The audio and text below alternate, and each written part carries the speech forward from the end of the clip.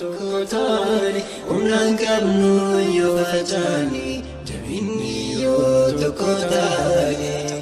dini tokkum afjalala onne labsu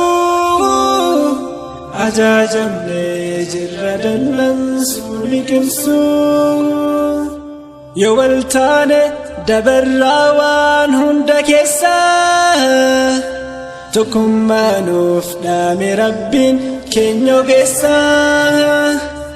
hin facaanu wal qabanna wal malee miti eenyu qabna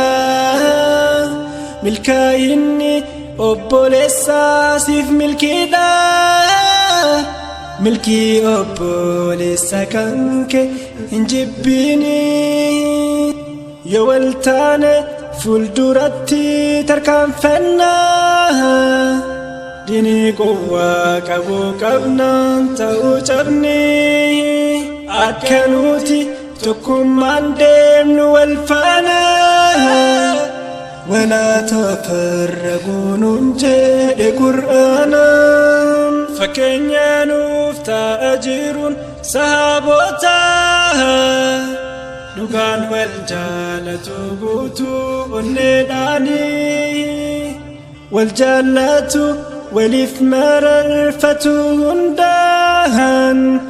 waliif yaadu waliin yaadu barwaa hundaan tokko taane milkiidha hundi keenya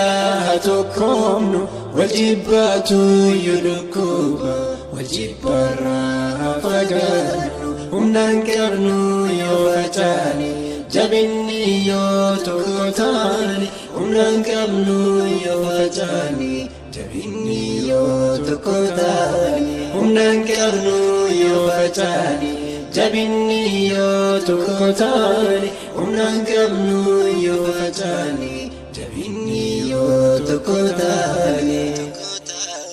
jabinni yoo tokko taane